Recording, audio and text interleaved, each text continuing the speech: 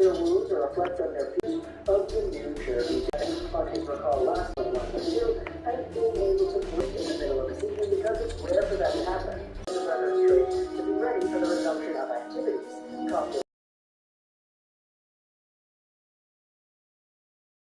Translating information on translating it back into English Devils forward, and the guy that we've been talking about on this channel has an absolute maniac. He's still going out. You want to talk about slow starts? You want to talk about not really living up to the expectations? Hey, Jack Hughes was kind of the epitome of that in his rookie season where he had 21 points in 6 minutes better for Hughes. Jack and I talked a lot together, Cole Caulfield said, about this issue in particular. We saw how his first season went, and now he took control, and today he's a totally different player. Our approach is serious, and for us, it's about staying the course, betting on what works, and playing the right way without cheating.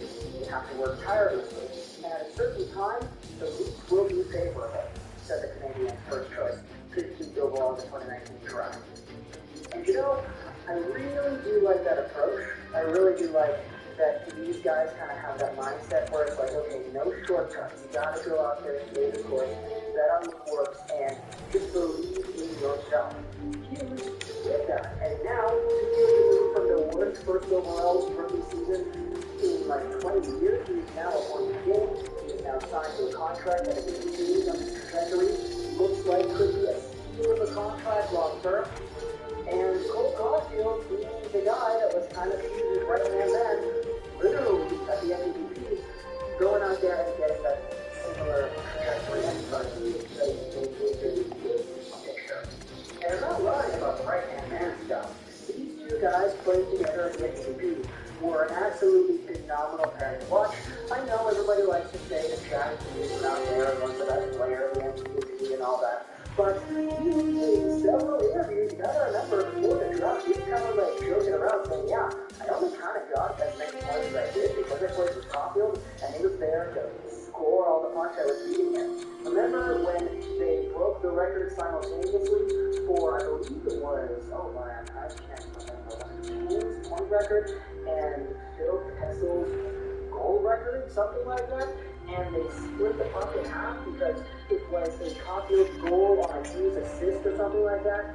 These two have a chemistry and a relationship that extends beyond even before these guys were drafted and playing in the league. And for Hughes to have that insight so early on in his career, already having a disappointing first year, 2 seasons ago, and really going out there and proving the haters wrong now, that level of expertise and guidance, I think, is something that really benefits Cole Caulfield, just with a little bit of a discussion of him here.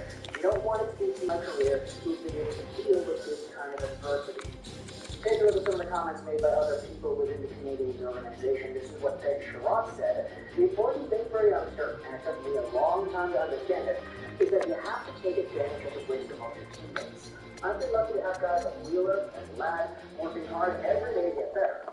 Cole is already like that. He's constantly pushing himself. If he perseveres in this direction, and he will, things will start to fall into place for him. Take a look at what Dominique Ducharme says. He is a passionate person, Cole is, who cares about the team. He wants to do well and to help the team as well. Yes, he would like to score more goals, but he's brilliant. He understands that he has to go through a whole learning process, and that adversity is part of an NHL player's career. He wants to take on this challenge and tries to learn new things every day. He's maturing and starting to understand how to be successful in his league. Moreover, he indicated that the advice he offers to young players who want to take the lead from the American League goes to the ranks of the NHL is to remain yourself and build on your strengths. You also have to be able to assess yourself and understand those weaknesses are opponents. And yeah, strengths. Cole Caulfield's biggest strength by far was his ability to score goals. Not his shot, not the shooting ability per se. It's a little bit of a difference when we discuss a player who is a goal scorer versus always got a great shot. Goal scoring encompasses the entire package. It's teaching, it's positioning, it's one-on-one skill assessment versus players and other goaltenders. Caulfield exceeded at all of those things. His off-puck instincts, where to go, on the puck, where he would go to open up lanes and all that. His goal-scoring ability is just so pristine. And we saw that in the playoffs last year. You remember the few goals that he scored that were absolute highlight reel goals? The one against Vegas, in my opinion, is the one where he really came out to shine, where he takes the puck on the right side on the rush, tips it by the base defender, comes in on goal, and absolutely roofs it on later. That's kind of what I think about when I think about Cole Caulfield and the goal-scoring ability that he has. And yeah, he only has one goal this year in 26 games. It's definitely been a very bad season compared to other years for Cole Caulfield and the way that he has been developing as a goal scorer. And I definitely do think in the best series to come where Caulfield does maybe get 20 goals next season and 30 goals the year after that, maybe 40, 45 goals in his prime. It's just now, it's not time yet. Now, it's everybody in the Canadiens kind of not doing as well as they could be because the team isn't healthy, both in terms of injury and in terms of the virus. So, all we gotta do is just wait and see, man. Confident getting the money from Jackie, somebody who's been there before, is probably the best person to get the business back from at this point. So, talk to me, tell us what you think about Cole Caulfield and his season so far. If you're a Canadiens fan, when do you think things will turn around? Is it next year, the year after that, 2 years after that? When do you think we will see the best version of Caulfield in this league? Let me know in the comments what your thoughts. I hope you enjoyed this. Let's start our show tonight. 9 and 5.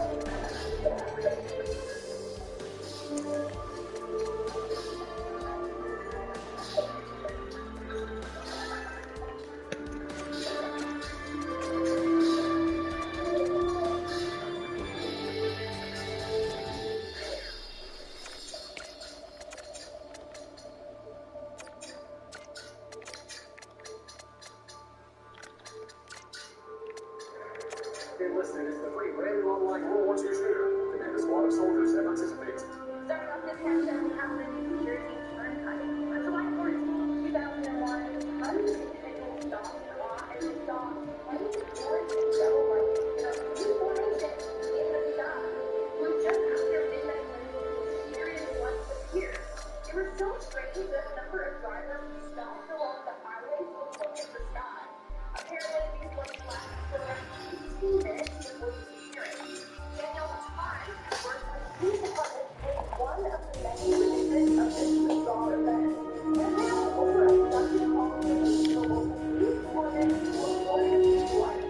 They definitely bring a lot of stress. Now, the sweet here is that you're talking for said that it's possible an airplane was death or two flights have seen that light. So, that's what the police is yet. To this day, we still don't know if the extreme light still was. Of course, it's probably is. Coming in another thing to have Pentagon footage.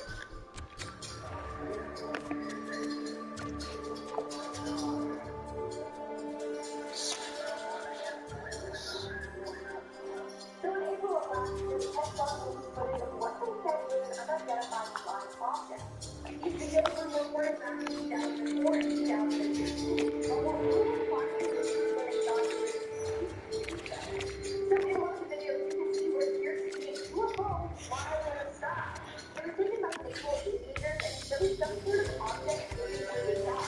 In the video, you can hear the pilots are in shock at what they're seeing. In fact, one of the pilots that witnessed this phenomenon and captured it on video told CNN that it looked huge in ways he couldn't explain. Apparently, once that it was there, then next thing you know, it disappeared. He said, and I quote, "I forgot close to it last week.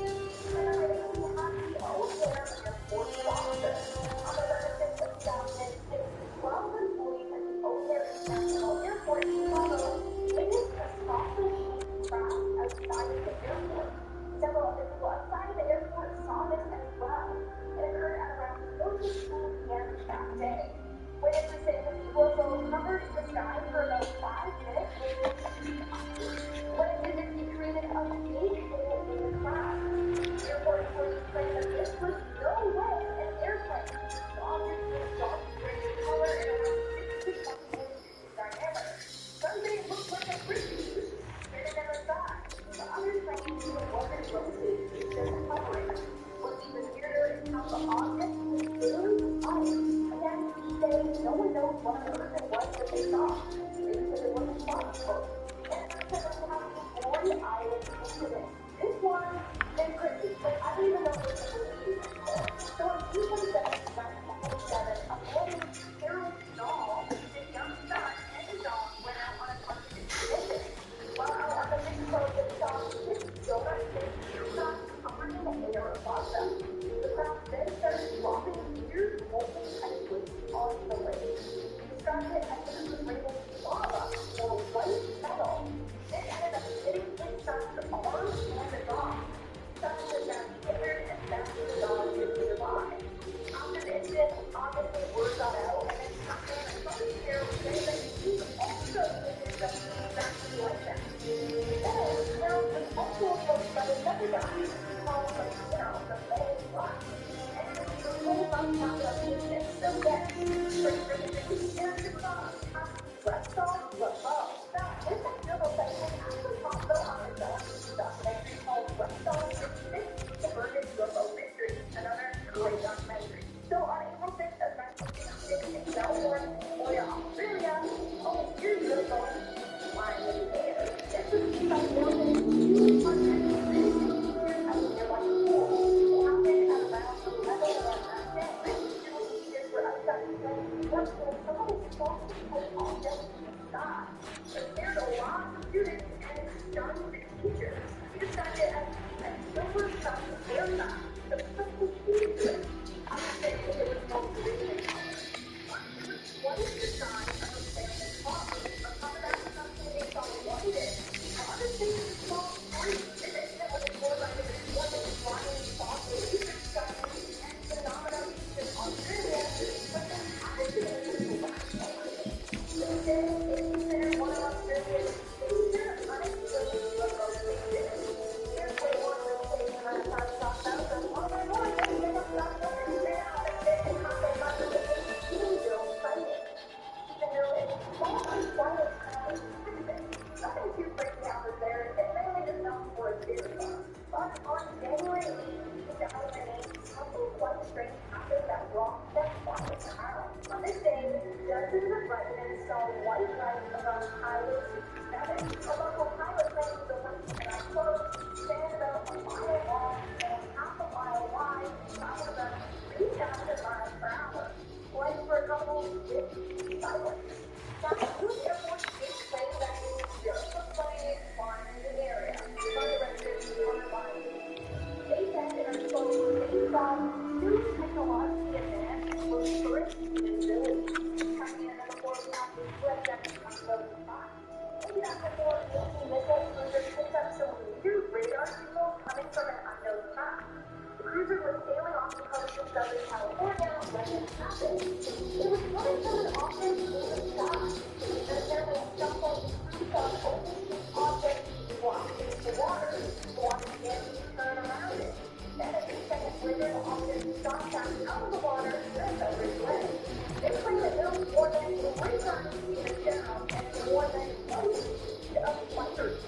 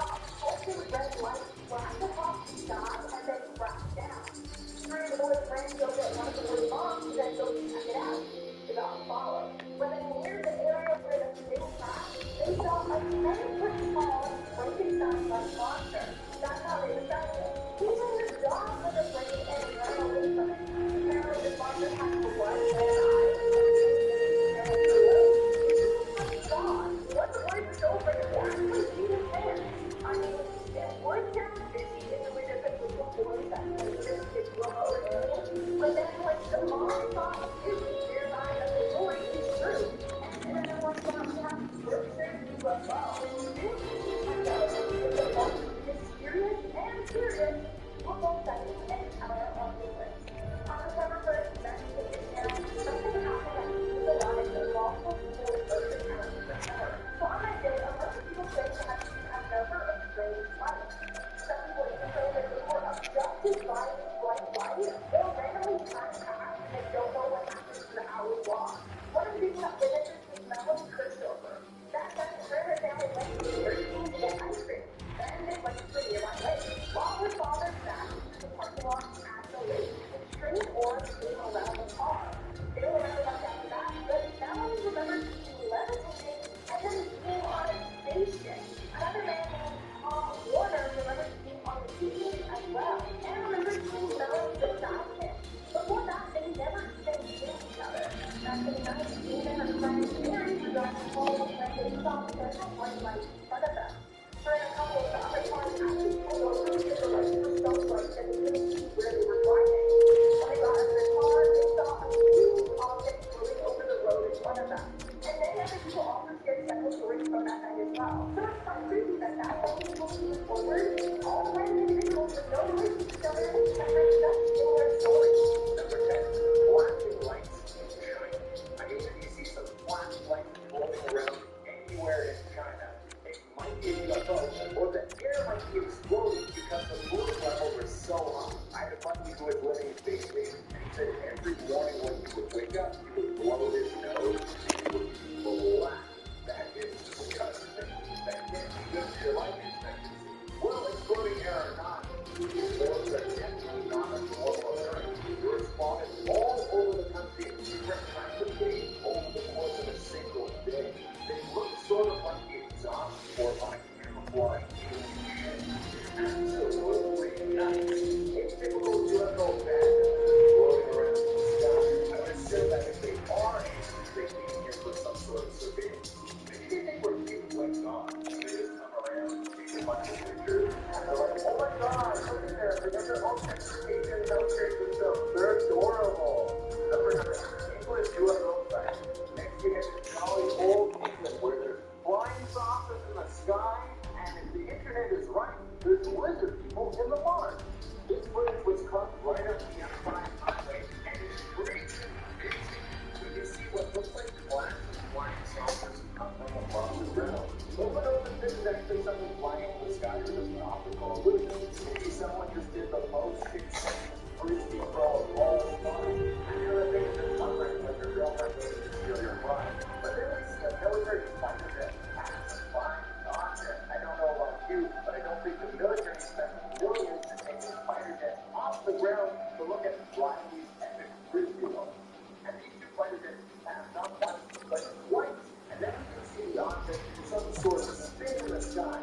Even though this whole thing was caught on camera and the military clearly got involved. One question on the matter, the British military had no comment. Come on, guys, just give us a little juice. Number 8, anti-lights. We got some footage that isn't a UFO, but it's definitely something that I've never seen before floating around in the sky.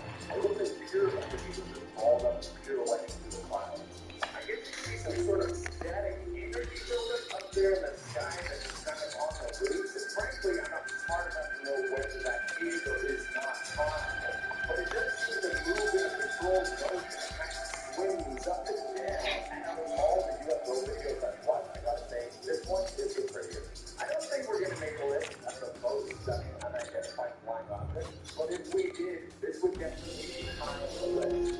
I bet if you could contain this thing like something you could sell to rich people, you would make a living chandelier. This one was all the fun. It seems like there's something going on up there. Unlike our last video, the military doesn't swoop in and take a closer look. There's some people on the internet who claim this video to be a fake. And if you're out there making fake UFO videos, get better off and you're calling all definition UFO footage. Number 7, splash zone.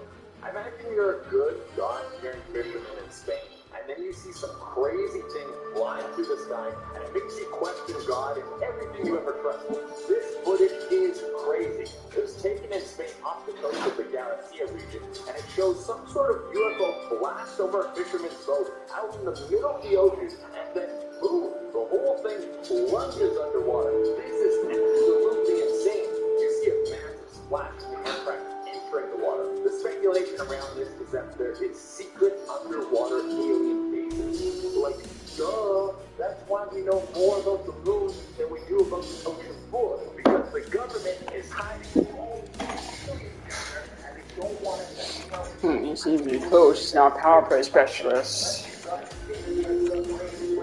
I'm going to probably have to fix that next season. Well,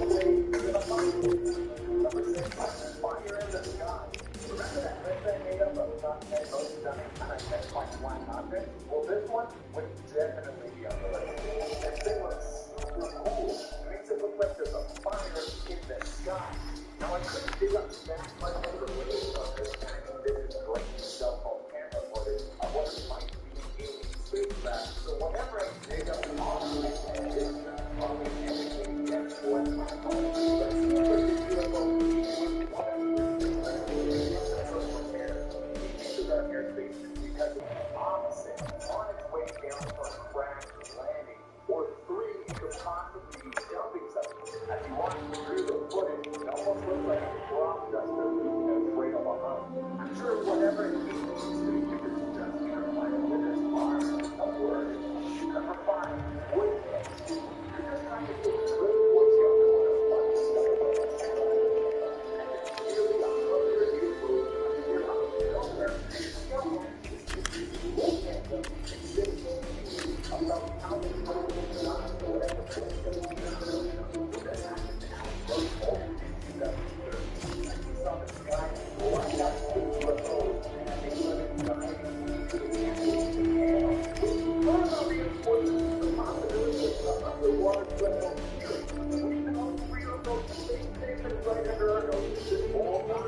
Number 4, surprise. Holy, this one is probably one of the best pieces of UFO footage I've ever seen. And we're only on number 4. This was caught on some CCTV footage in Australia. It's just a regular old lightning, just a regular old cloud. And then out of nowhere, there's a goddamn space. What the hell is that? Under the thunderstorm. See ya. What's up right there? Recording military footage. This is the best kind of stuff to find out those anyway. When you get with military footage of stuff going down, it makes it so much more real. This was shot on January 12th, 2006. By the time of the work, something that was floating along 15,000 feet. A super mechanical thing for a rocket ship. You can try to look to get a better look, but every time they would get too close, it would disappear and then reappear somewhere else. Like it would be some sort of short-range teleportation. Did this a couple times before it was down. What was it?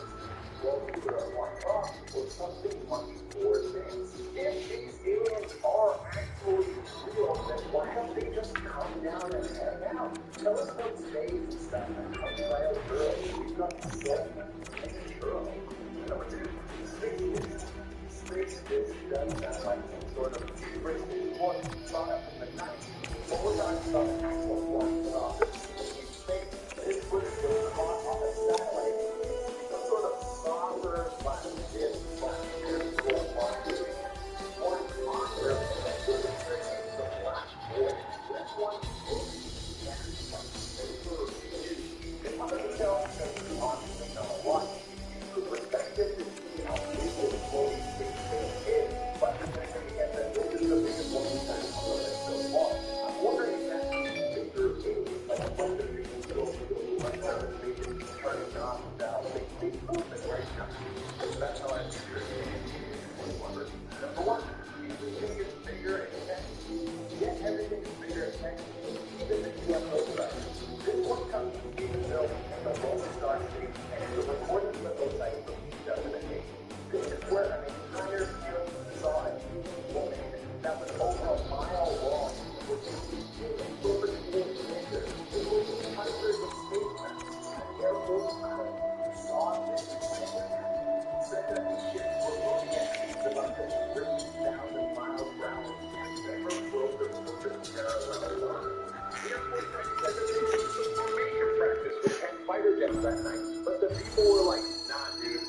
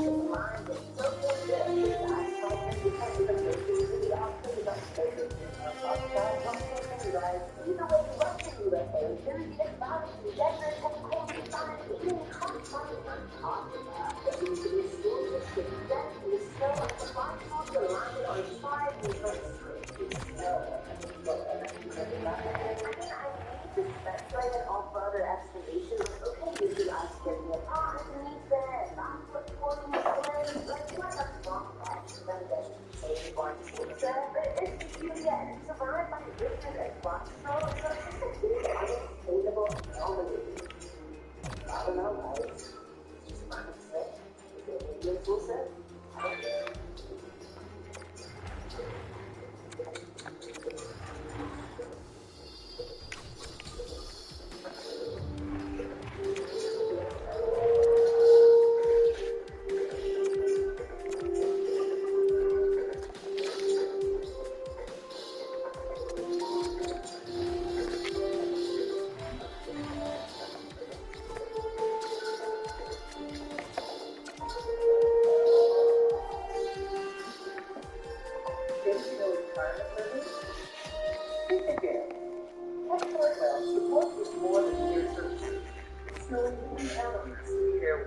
And all the time in between.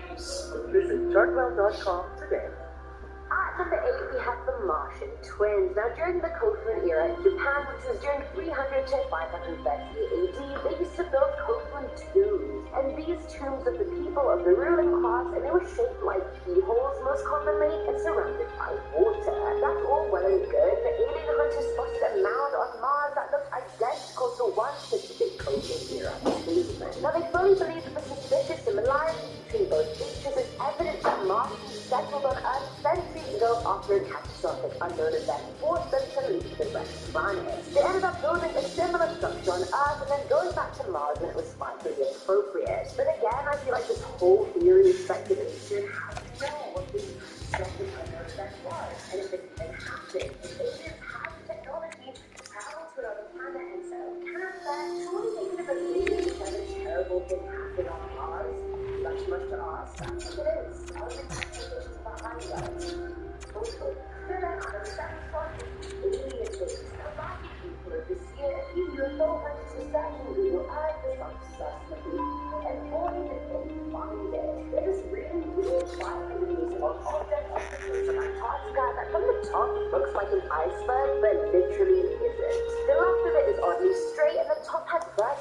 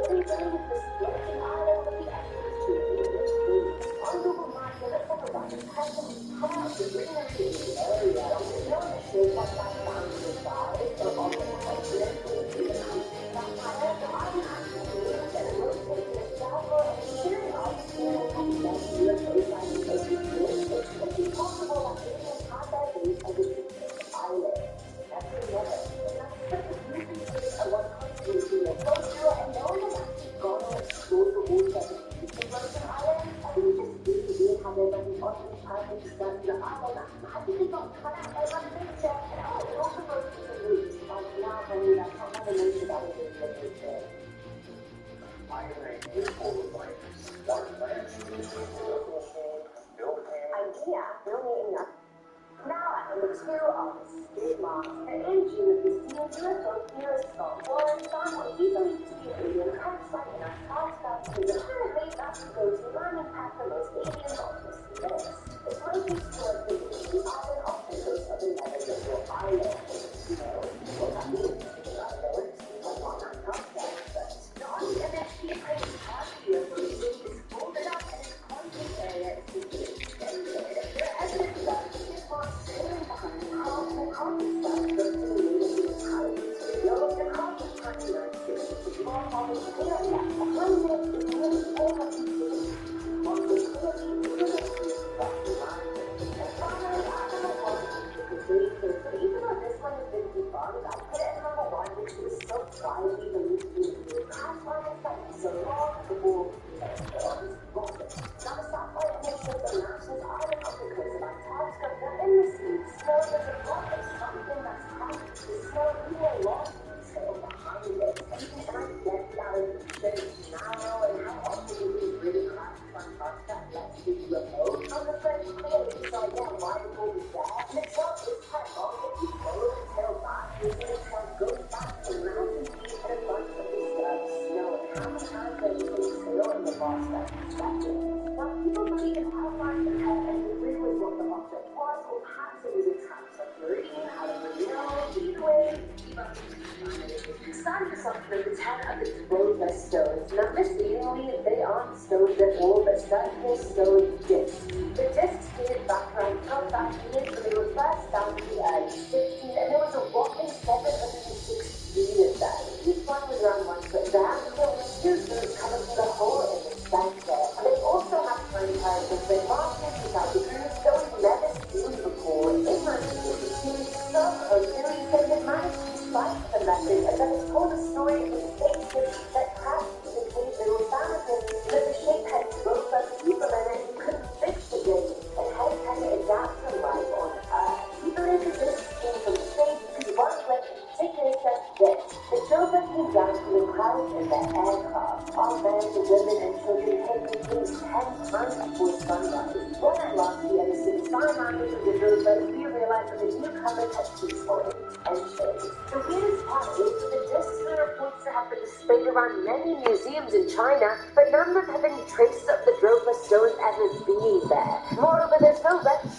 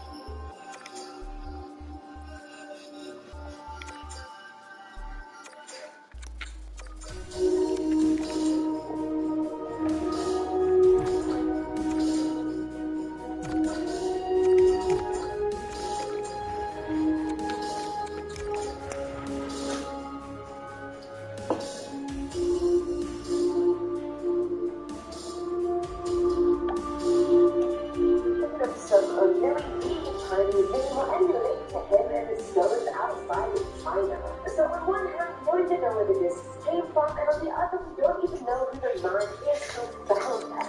Coming in at number 9 in a string of life. In 2005, Neil Chow, former NASA astronaut, was on spacewalk when he saw a strange formation of light past him. He stared at the sunshine violently, he looked in the opposite direction and saw a line of 5 lights. They flew by living in an echelon formation with the second line being slightly out of line.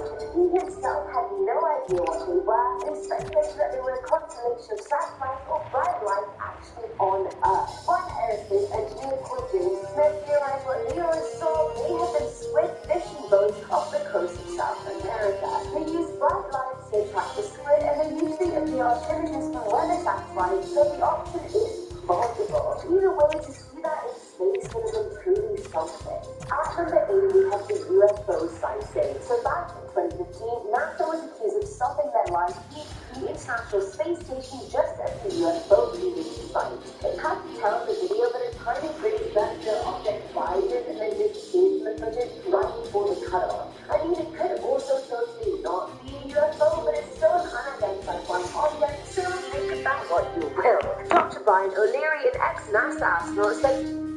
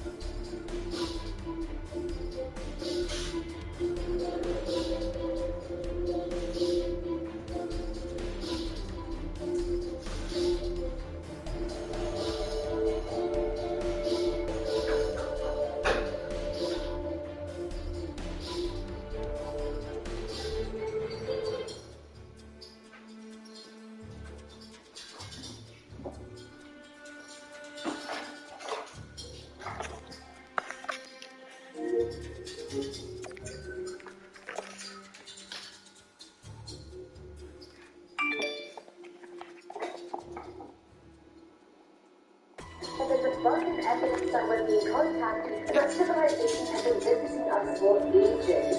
Dr. Enter Mitchell, the big person for the moon, said that it's been cracked, craft, and bodies recovered. We aren't alone in the universe, they've been coming here for a long time. These are their words, not mine. Filling under the second spot is Oumuamua, or its official name, A/2017 EUI. In 2017, the Pan-STARRS Wide Telescope saw something zoom into our solar system. It's the first object ever that came from outside our solar system. At first, they thought it was an asteroid or a comet due to its orbit, but they concluded it was from interstellar space. As soon as they found it, multiple telescopes around the globe focused in on it for 3 whole days. It was a rotating object the size of a football field. Literally, it was 10 times longer than it was wide, and it changed in brightness dramatically.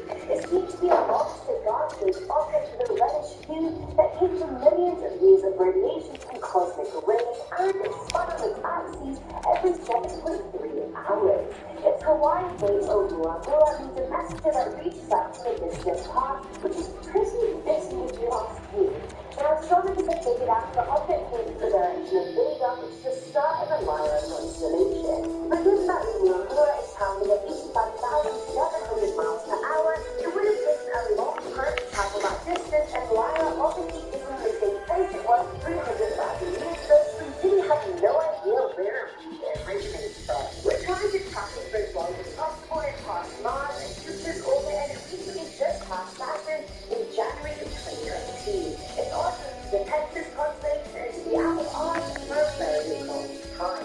Now at number 6 is the music. In May of 1969, the crew of Apollo 10 heard some sort of counter space-type music as they passed over the far side of the moon. They had been cut off from contact with Houston, so the 3 of them left the place alone, and when communication channels reopened, they didn't mention the incident, but through a wider land who would be concerned about their psychological state. The noise started close frequency whistling tones. For 1 hour, the astronauts and the recording talk about the routine, but can come up with no explanation for it. Some say maybe it was a swinging orchestra or the sound of a vessel nearby, while radio technicians guess it's probably from signal interference between the lunar module and the command module VHF radios, which probably is the right answer, not gonna lie. It doesn't sound like a really orchestra. Even from the moment you walk in, if you get checked in virtually, you are given skills. Instead of a video, I can start my meeting completely uncommunicated voice. Coming in at number 5 is the Green Wall. Now, Agent Gordon Cooper was orbiting the Earth in the Mercury capsule as part of the Mercury mission. However, during the mission, he said he witnessed the Green Wall coming to Earth and he couldn't call mission control and after the emergency procedures, but the orb then randomly just disappeared. Even a tracking station in Montreal, Australia picked up an object approaching the capsule, so it definitely existed and it was definitely there, yet we have no explanations for this space orb. At number 4 is the flying object. In March of 1991, Russian cosmonaut Musa Manov filmed a very strange occurrence from the Mir space station. Way behind the station in the distance, there seemed to be a weird white reflective object. From what I could tell, it was a vertical spacecraft that was almost reflecting light off of there every few seconds. At one point, the reflection light turned a reddish color, and then the craft changes from vertical to horizontal and continues moving. The footage I watched came from the archives of the Soviet space authorities, so at least we know that it's legit. Most critics tried to argue the video was simply some space junk, but Musa vehemently disagreed. Filling at number 3 spot is the Millennium Falcon. Now, while watching the ISS NASA live back in 2016, Jaden Beeson said he saw a metal spaceship. He said the UFO that he saw seemed similar to the Millennium Falcon found in Star Wars, so he realized he definitely needed to take a screenshot to prove what he was seeing. The metal craft had a blue glow to it and stayed hovering above Earth for about 2 minutes. It's very clear to see it's not a small craft by any means. Either way, Jaden sent the image to NASA but has not got any explanation or response back, which makes the whole thing even more suspicious. Are all these craft just hovering above Earth and then just going away? Why? This is crazy, guys. We are friends. Friends with ET. Friends with extraterrestrials. Now at number 2 are the silver stones in space. Just think that one they can come back in the international team. Back in 2006, NASA station was floating around the Southern Atlantic on mission STS-115. The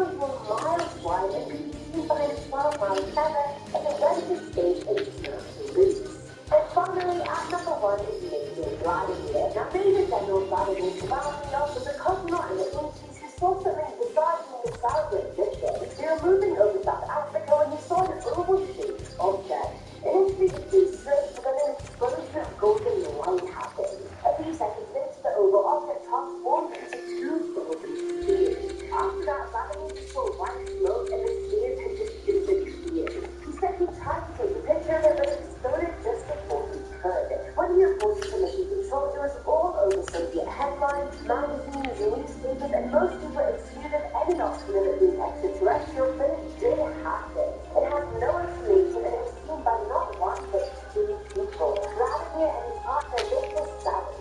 Starting us off at number 10 is the Floating City. On October 7, 2015, in the city of Busan, China, a rare mirage occurred in which a city seemed to be floating in the sky. This is literally seen by thousands of people. It wasn't just a trick of the light or someone lying about it. This footage literally looks like a city. You can see the blocks of the buildings, and it looks like a skyline. The whole incident only lasted a few minutes before disappearing, but it did end up on the Chinese news. Some people believe it was due to a government project that only the elite know about, and therefore it was just dismissed as some kind of reflection of some kind, whereas other people believe it's actually Fata Morgana, which basically just means a very superior form of a mirage. Either way, I don't think the whole thing should somehow become a mirage for a few minutes, but I'm also no scientist. So the wildest explanation I read was that it's part of the blue beam project, which is a secret project developed by the US, and the point of it is to manipulate the weather and create artificial natural disasters. I don't know why they would want to fake creative guys. And the mirage they saw was them testing it out to see how the public would react to it. I don't know why they did it in China, though. I doubt they did, but there's that too. Coming in at number 9 is the Death Cloud. Back in 2017, residents of Cruzeiro, the Freitas in Brazil, saw a menacing sight cloud. They dubbed it an apocalyptic cloud or the Death Cloud, and the video literally looked like a red claw emerged from hell and is reaching into the sky. And the whole thing was red, and it looked like it was the shadow of a meteor that was about to hit Earth, and then stopped a bit before it did. It dissipated into nothing within 5 minutes, but residents were truly terrified. Some thought the world was ending, and others thought it was a tornado, whereas some people saw it as the work of God and called it perfection. It really is a mixed bag of reactions, being perfection on the one hand, Death Cloud on the other, whatever you want to do. After the 8, we have the Black Rain. Back in 2015, in Kazakhstan, the video was uploaded by someone living in the village of Shortenby. Shortenby, I don't know, the pronunciation wasn't on Google, it was country. They captured what appeared to be a giant black smoke ring in the sky that floated there for 15 minutes and then disappeared as smoke usually tends to do. Now, this sort of sight has been seen twice before, once in Leamington, but that was due to a fireworks test, another time in Florida, but that was due to a pyrotechnic test, and another one in Chicago due to an electrical transformer blowing up. Nice. Either way, after investigation, nothing seemed to have happened that caused the ring. No fire or activity, no blown up transformer, nothing. People were speculating whether it was the work of witchcraft or perhaps the portal of hell.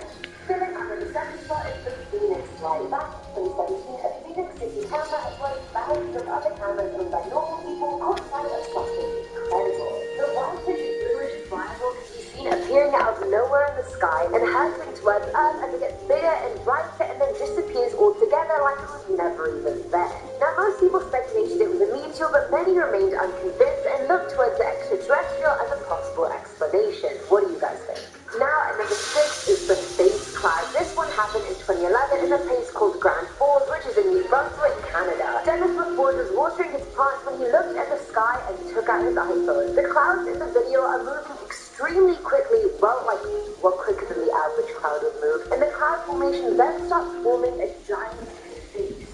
I kid you not, a giant face. The face gets more detailed as it moves forward, and it almost seems like the face is the thing propelling the cloud forward. The space for eye sockets is visible, a nose, lips, and chin is so detailed it can not even funny. People dubbed it the face of God gliding across the sky. The only explanation George Isaac had through this media cloud science was that clouds come in all sorts of shapes and sizes. That's from George Science, insightful commentary, even I could have said that, and I'm not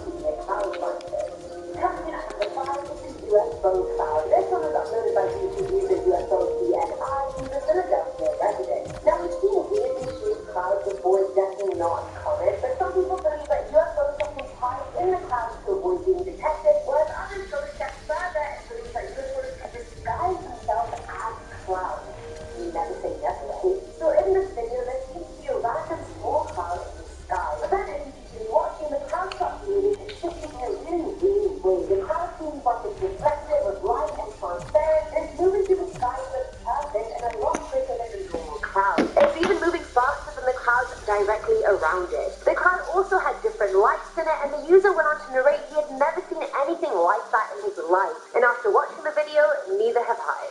At number 4 is the cloud wave. Back in 2010, on a beach in Helsinki, Finland, people were enjoying their Sunday off at the beach when they suddenly saw a massive, dark, dramatic cloud coming right towards them. Now, they initially thought it was a storm cloud, so no real panic had ensued at that point, and I don't even believe it's a storm cloud, to be honest, because I've never seen one so vast and dark and low in the sky. Beachgoers said they thought it was so low they could actually touch it. In the video, it literally looks like the cloud will devour anything in its path, like it's the doomsday cloud. I'm not even kidding you. Birds literally flew out the way of this cloud because it was that ominous. No explanation given, just a bunch of terrified tan Finnish people. Filling under the trap, a giant flash happened in the sky. But mind you, this is at night, so the sky was pitch black 1 second, and then all of a sudden it went red, then orange, then yellow, and then it expanded and took over more of the sky as it changed color. It lasted mere seconds, but it was unmistakable. And there were no military bases near the area, so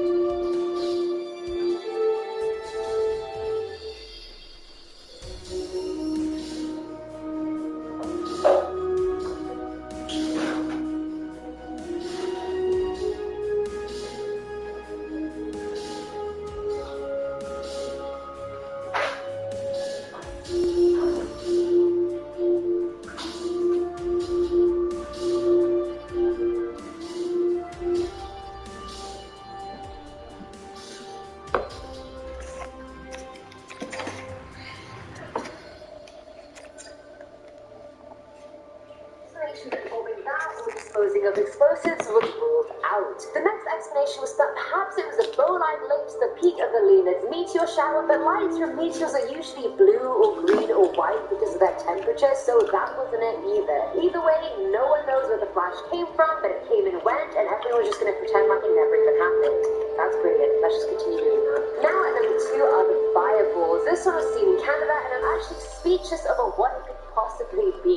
It looks like some sort of CGI stuff with some effect of some kind, but it's 100% real. In the sky, there seemed to be 2 flaming balls that had constant streams of white smoke coming out of the top of them. But that wasn't even the weirdest part. There seemed to be a line connecting the 2 fireballs, but it wasn't a line, it looked like an electricity link of some kind.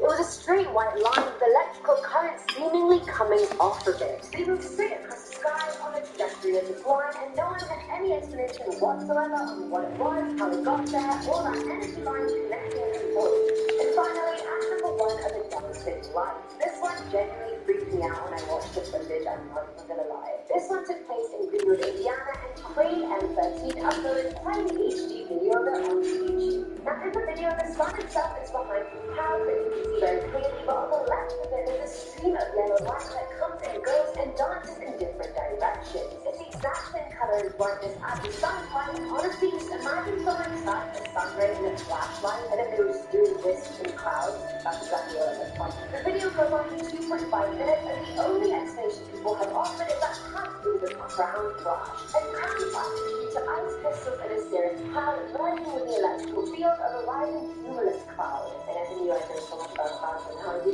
lava field changes, the crystals snap and move reflecting sunlight in different ways, hence they sort of dancing. That's how people firmly believe that this explanation is the right one, and others say that there's no way that that was that. You guys choose whichever explanation you like. Hey savers, save on Sisters Rocky and Roll prices on hundreds of everyday items, like Sisters Classics.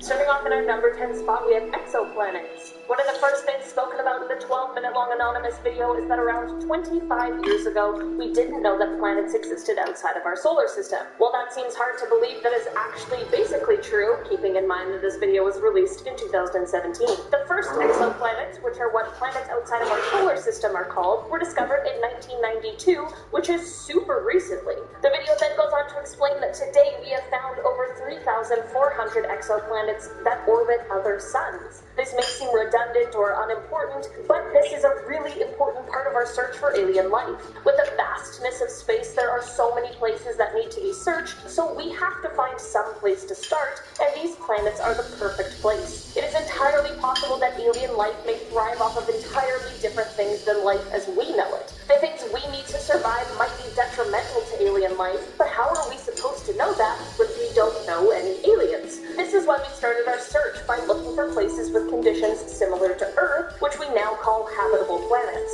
Part of a habitable planet's requirements is that they are orbiting a star, but that they aren't too close or too far from it, like we are with the sun. So what the video is trying to get across is that while 25 years ago we didn't know any, we now know of thousands of planets that might be holding some kind of alien life. While we haven't found the proof yet, we at least have a pretty stellar starting point. In our number 9 spot today, we have Dr. Brian O'Leary. One thing Anonymous mentioned in the video was an apparent quote from Dr. Brian O'Leary, who's a former NASA astronaut and Princeton physics professor. The video stated that he said that there is abundant evidence that we are being contacted, that civilizations have been monitoring us for a very long time, and that their appearance is bizarre from any type of traditional, materialistic Western point of view, and that these visitors use the technologies of consciousness, they use droids, they use co-rotating magnetic disks for their propulsion systems, which seems to be a common denominator of the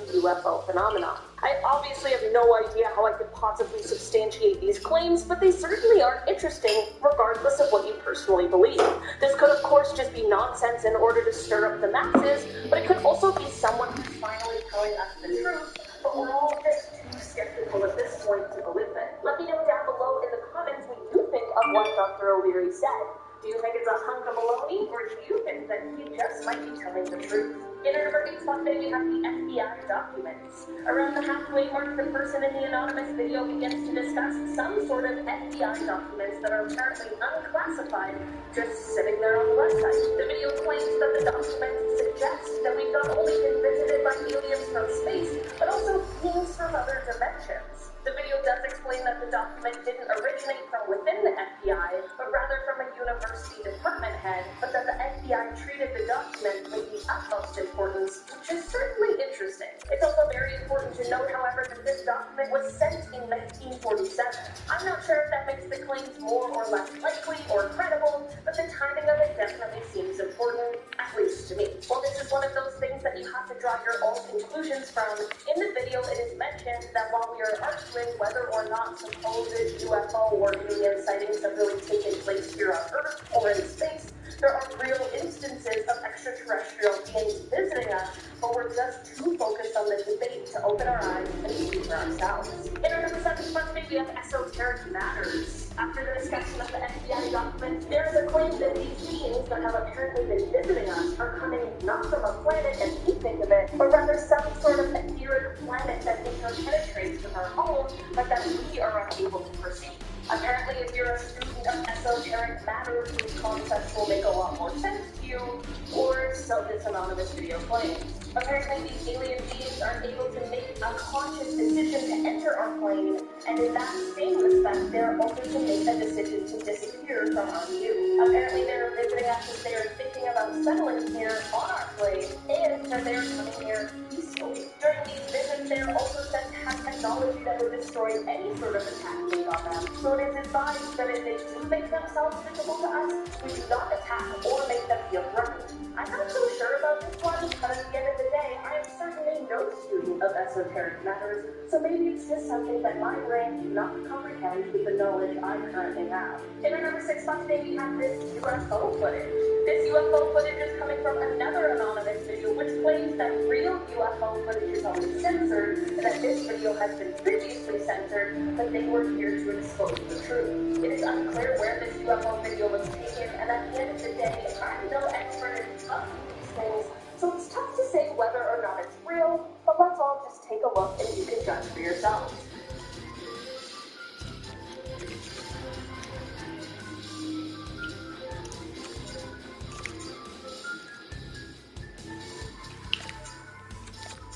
I know that wasn't the most exciting video, but what do we think aliens are going to be doing if they really are visiting us? What do you guys think? Do you guys think that this video is really showing some sort of UFO? And if you do you think it's aliens or just some sort of secret project that we aren't privy to? In our number 5 spot today, we have perseverance. A point that is made in the video is something that we are actually now watching happen in real time, and that is the mission to Mars for the Perseverance rover that is currently there digging around in the soil. The video stated that Mars may hold signs of an ancient environment that may have been favorable to microbial life. Well, that is exactly true, and the reason the rover is there at all. The Perseverance rover launched from Earth on July 30th, 2020, and made an incredible and successful landing on Mars on February 18th, 2021. Well, the rover has provided us with some incredible high-definition photos of the red planet, which truly are incredible to look at. Its main objective is to dig around and search for ancient signs of life, collecting rock and soil samples for a possible return to Earth for further research. While Mars' thin atmosphere is unable to shield the planet from the high amounts of radiation coming from space now, it is thought that the atmosphere did once act as a better shield, and that the environment of Mars may have once been of Earth released. We were still a ways away from the Perseverance mission taking place. It's really cool to see how it has come to fruition, and it's exciting to see the new photos and discoveries that are made each day. In our number 4 spot today, we have UFO footage, part 2. We have to include just one more video of what is claimed to be proof of aliens visiting us on Earth before we get back into the more science-y top 3 points. This is another video that was uploaded by a member of Anonymous, and it comes from 2017.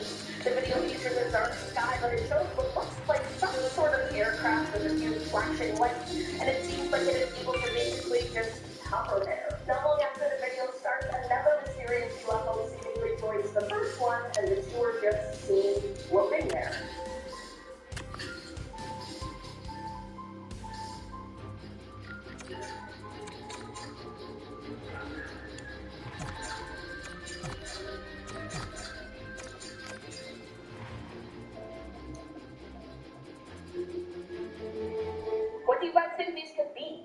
obviously don't know what an alien aircraft would look like, so it's tough to say if this is a realistic example or not. All I know is that if this isn't someone playing a trick and they really saw this in the sky,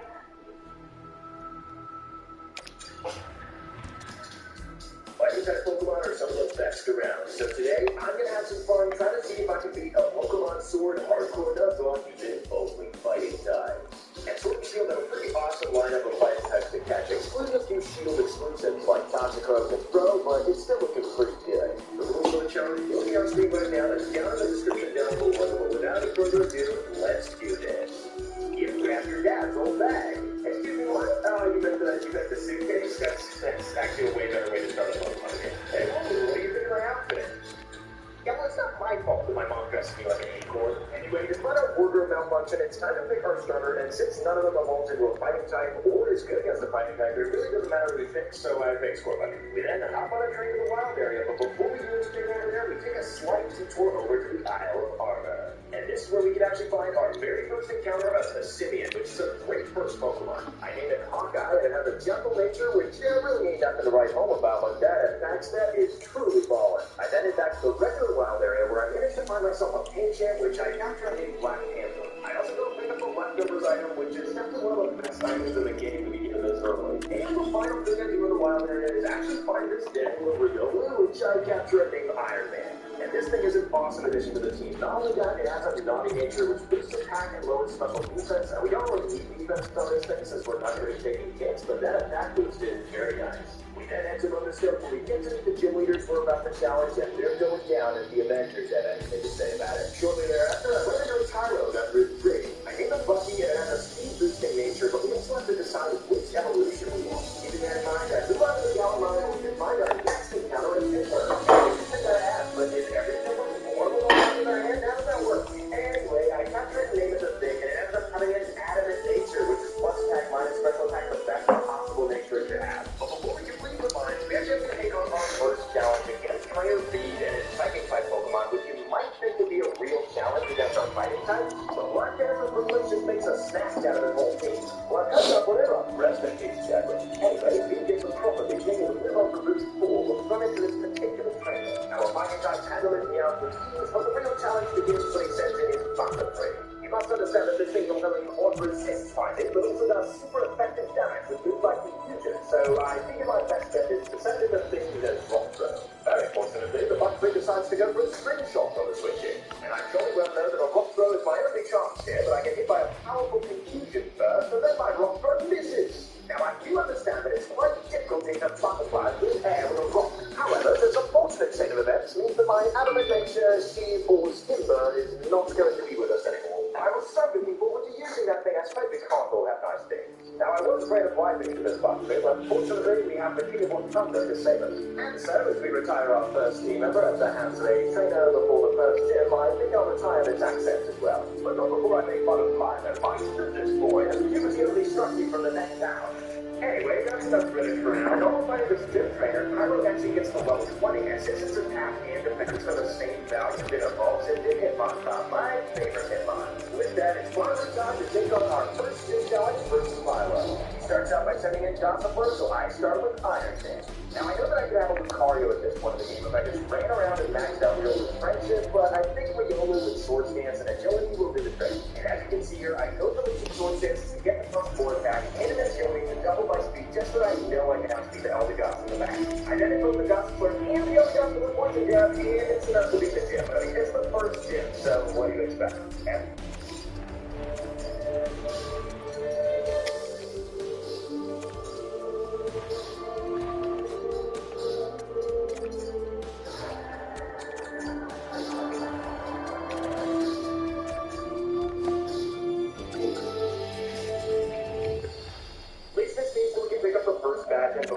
I decided to go to the wild area once again and find myself a wild Ralls.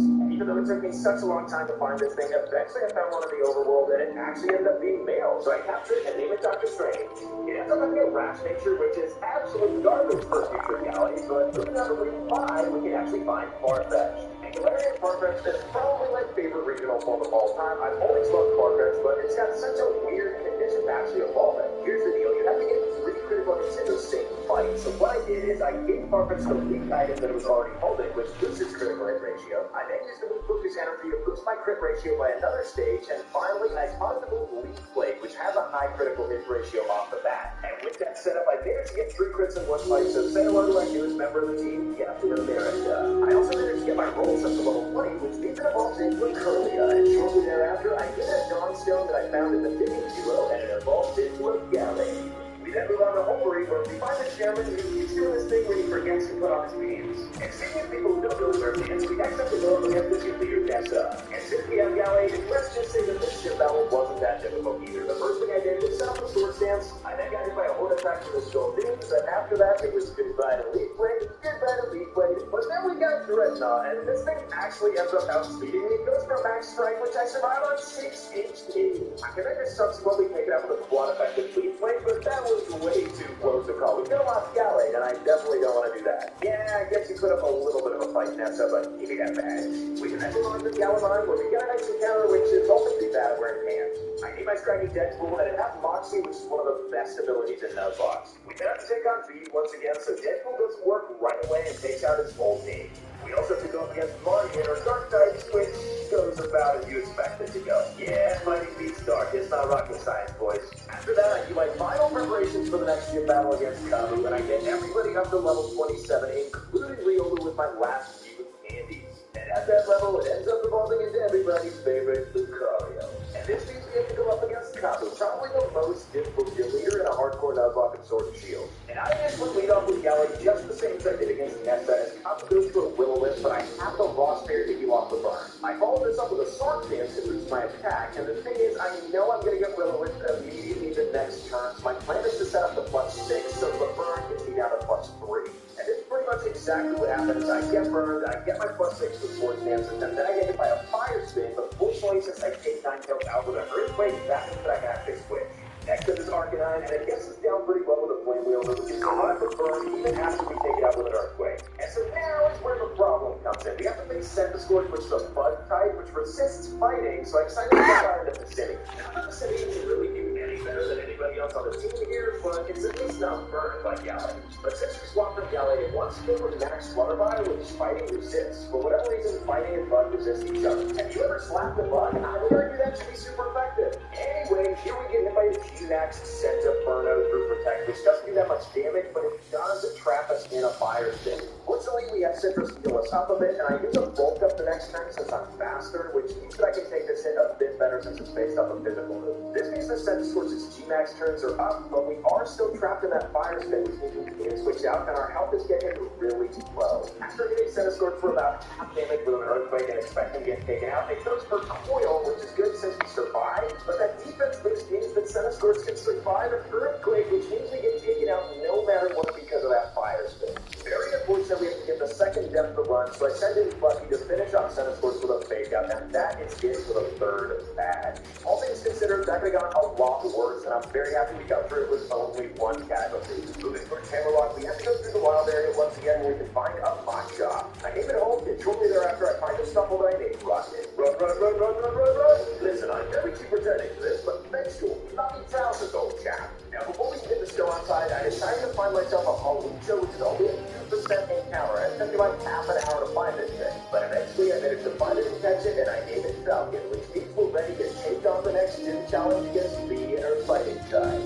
And since the on top really can't do that much to our Falcon, I decided to set up some sword dances and prepare for the win. What's going on? Hold on, guys. Let me just pick this up. Okay, this is actually perfect. You got Doc in your username, so what would you call it about the Udebase team in medical terms? Well, actually, the medical terminology is kind of that. It's absolutely strong. Or what you want to say? You can call it total standard failure. Let's try to context each stuff. Thanks for the clarification, Jake. Also, it's not wrong. We got absolutely destroyed in this fight, and we get to claim our fourth gym badge. After the fight, I level up Pancham to level 32, while we have Scraggy in the team, which means it evolves into a Pangoro. After that, we can proceed to Fallonleo, which happens to be my favorite city in all of Pokemon. Hey, don't interrupt our conversation. Excuse me, what? Who are you talking to? I swear these NPC interactions get weirder and weirder. What the? Anyway, we got an next gym fight to worry about against Vocal and your Fairy types, which you might think would be very difficult for fighting types, but we have Lucario. And not only that, during the Opal fight, we get these questions that if you know the answer, you just get free boosts. So the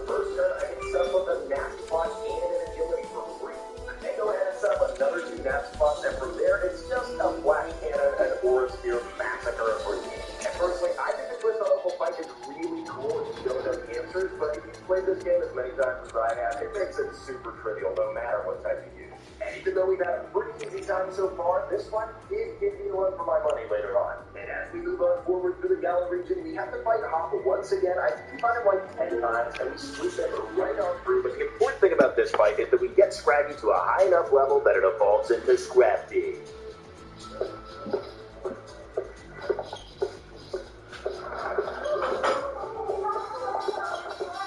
We found our rhythm for staying well. So let's keep up the good work by following public health measures.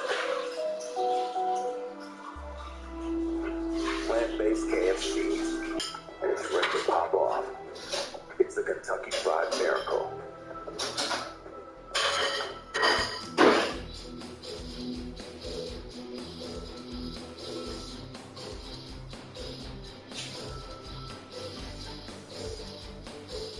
Then as we continue our way to Circhester, we find one of my favorite new Galarian Pokemon after this run, and that is Ballet.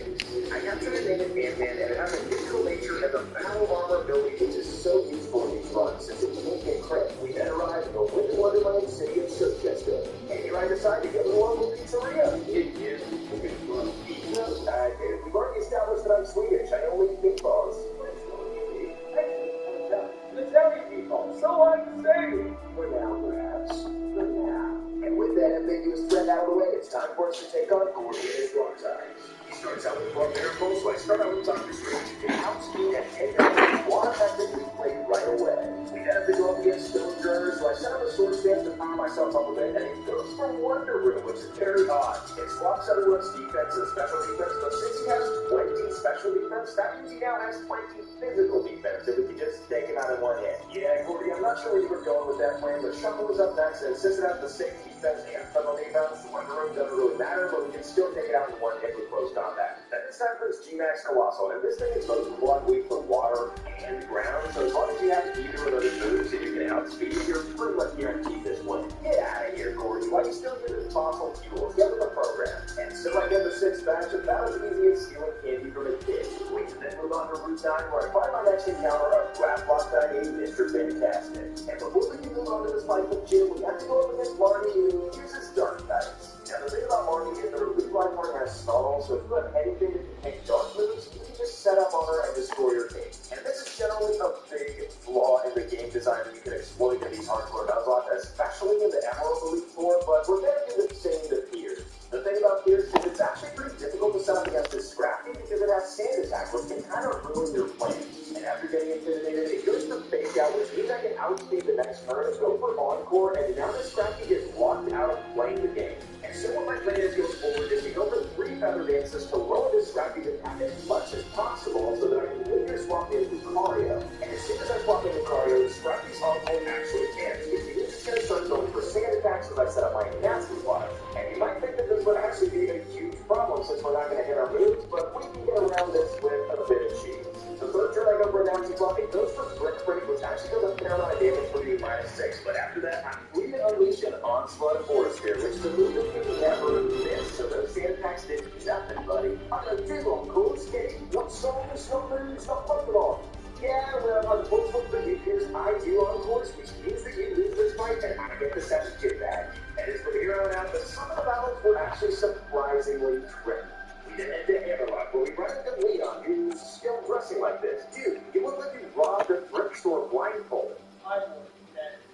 You certainly did, Andrew, giving me a run for my money as Miss Galler. Speaking of which, we now have to go up against the former Miss Galler, the social media king Raihan. And so to start out this fight, I lead up with Iron Man and Bucky and go for a fake out on the Ginwip so that he can't body press Iron Man. Raihan then goes for a breaking swipe, which means both my Pokemon are going to lose 1 stage of their attack, but it doesn't matter too much since I'm a special attacking Lucario. That being the case, I go for a Nasty Block, and the next turn I lead up with a Protect. However, Flygon decides to target my Lucario and hits me with a Thunder Punch that doesn't do too much damage, and I can set up another Nasty Block. Ginwip then decides to throw and goes for a Stealth Rock instead of Body Press, which I do have Choppleberry on Lucario for. I also decided to go for Mystery Roar and reload Celtic Hand so that I can power up Lucario with Bucky.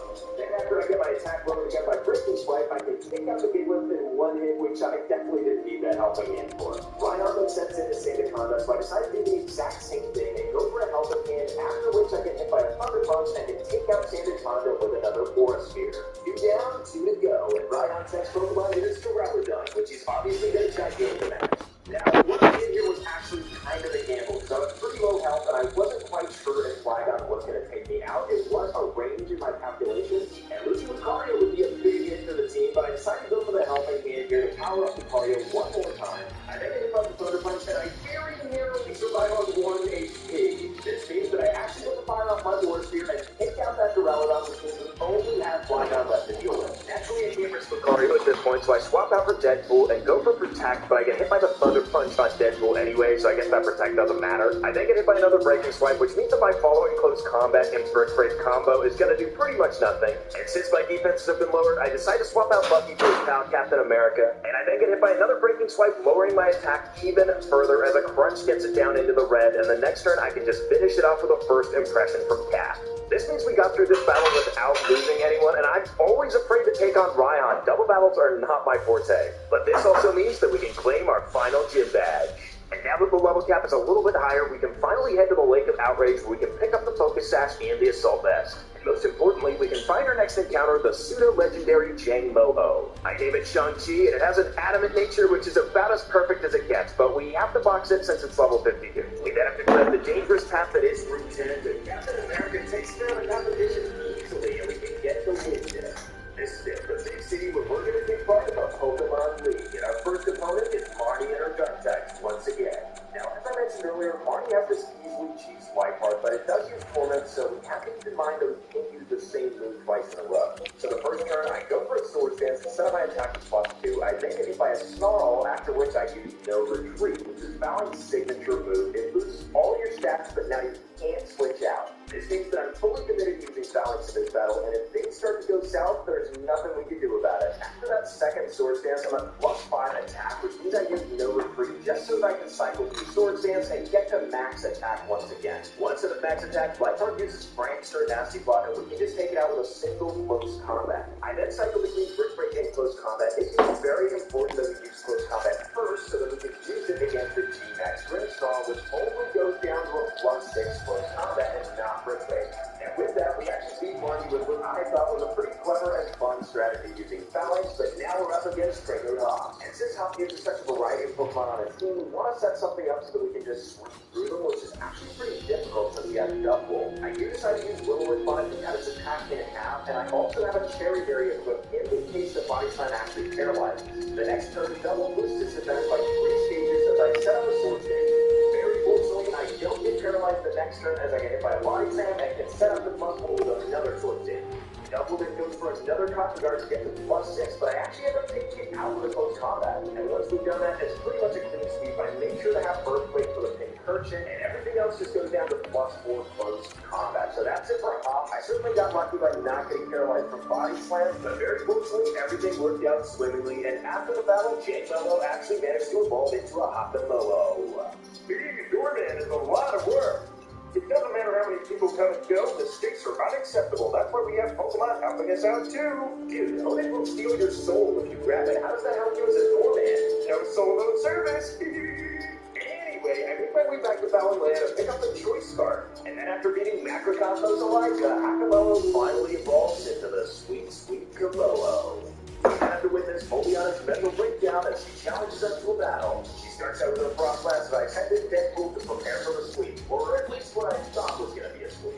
She misses a little whiff, which is actually really important due to a miscalculation on my part as I go for a Dragon Dance. The next turn, she actually outspeeds me even after Dragon Dance, which was a misplay on my part, but since she missed, I actually have my Rock Berry left, so I can heal off the burn and hit her for the punch. This means my Moxie activates, so I get an additional +1 in attack, and we have to go up against Serena, which is an easy one hit KO with a Fire Punch. This of course means I get another +1 in attack with Moxie, and this is why Moxie is pretty broken in Nuzlocke. My loading just goes down to a Thunder Punch, and we get yet another boost. So let's move up next, and even though it outspeeds and manages to hit us with a better shot that gets a crit, it really doesn't do that much, and I can take it out with a single punch. And this is where the battle actually managed to surprise me. As you can tell, my moveset is Crunch, Thunder Punch, Fire Punch, and Dragon Dance, so I I don't really have anything to hit this Garbodor for super effective damage. And so in turn, this means that I choose to go for Thunder Punch, but it only does about half to this Garbodor and activates weak armor, so now it's a fast pile of garbage. I then get hit by its G-Max move, which also poisons me, and after that poison, I'm left with very little HP, so naturally I have to swap out all my boosts. Thinking it's going to go for the G-Max loader once again, I swap into Lucario to be amused, but it goes for Max Quick instead and hits me for massive damage. I very fortunately survive on 11 HP, and I can swap into Halucha to dodge that last Max Quick. This means Garbodor is going to shrink down to its regular size, and it actually hits me for massive damage with Gunshot as I hit it with Aerial Ace to not quite take it out, activating another weak combo move. I have no idea the scariest part of this one so far was going to be just a supersonic crash, but I sent in Bucky to finish things up with a much needed big gap. This down, we managed to defeat Pollyanna, who is desperately in a lunch break. Go get some help, lady. There are times when adults just can't seem to have an honest discussion with one another. Sometimes our pride gets in the way. Yeah, dude, I know you're trying to make a point about how adults can be very touchy about status and money, but your dishonesty stems from the fact that you're trying to annihilate humanity. It's a little bit different, bros.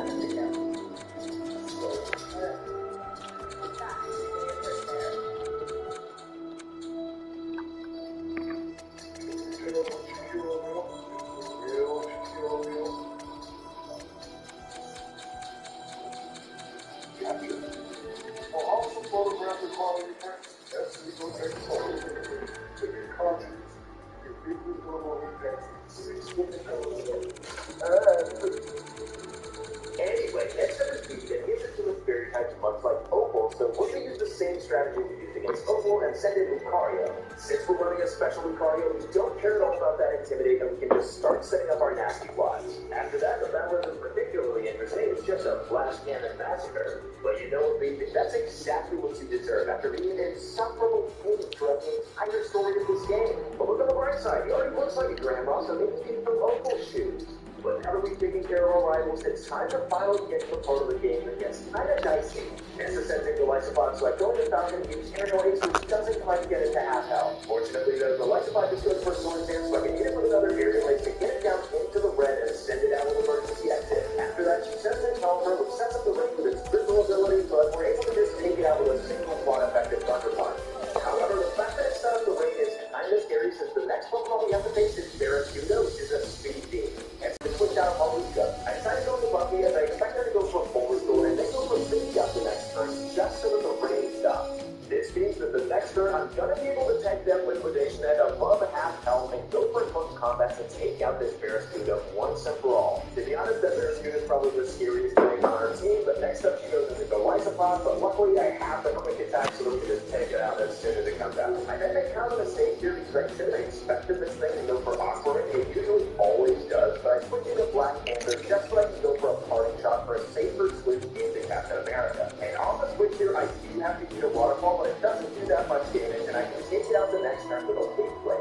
And you'll note that I was actually faster right there, and the only reason I outsped and I'm going to outspeed this Dreadnought is because I have the Choice Scarf item that we picked up earlier. And so this means that I can hit Nessa's Dreadnought with a quad-effective blue play, and obviously it takes that. Hold on, what? Yeah, even though I hit it with a quad-effective move, I did manage to take it out in one hit, which means we get hit by a powerful G-Max move, which we actually survived. And so funny enough, we can just outspeed the next turn with our Scarf and take it out with another Leaf Blade. That was pretty unexpected. And so if we have this much trouble with Nessa, what about B? I mean, we're super effective against B, right? What could go wrong? Nothing could go wrong here, guys. We start out with the Halucha Mirror Max, and I go for a Sword Dance, and I did have a Coca Berry to reduce flying damage, but since Flying Crest isn't specifically a flying move, it's listed as fighting when you select a move. It doesn't actually reduce the damage, but we don't take that much. I can then take out B's Halucha with a single Aerial Ace as well as her Grapplog. She then sends in her own Surfetch, and since I only have one boost at the moment, I decided to go for a Sword Dance as it misses a slam. I then decided to stick with +4 and not +6 and go for the Aerial Ace here just to take it out. And at this point, B sends in her own balance, which just goes down to a +4 Aerial Ace. No problem. And at this point, we only have these Machamps left, and we're going to take hold on, let's just take this.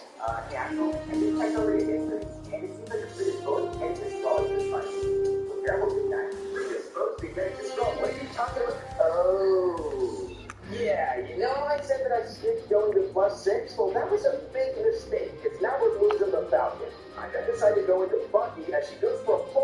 4, and I go for a fake out, which doesn't actually cancel out G-Max moves anyway. The next turn, I actually managed to misclick and go for another fake out, which doesn't do anything, obviously, and I get hit by a max strike pretty hard. This means Machamp will shrink down again, but since we're at lowered speed, I decide to swap out. So I go into Galley, who I figure can take some hits, which is obviously true, and I go for Will-O-Wisp to lower his attack, but then I realize that he has guts. So instead of weakening Machamp, I just gave it a big buff. Yay me! I then decide to go for fake out for some more turn damage, but since I don't want to take a hit, I swap into Phalanx, who actually managed to dodge the cross chop since this Machamp doesn't have no guard, and I can hit him with a close combat to really low health. In fact, so low health that this Machamp is going to go down to the burn, but not before it takes us out with a revenge.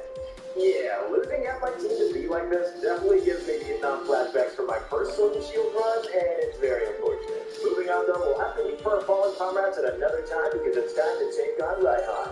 He starts out with protocol as it's Komodo's debut, and I go for Economize to double my speed.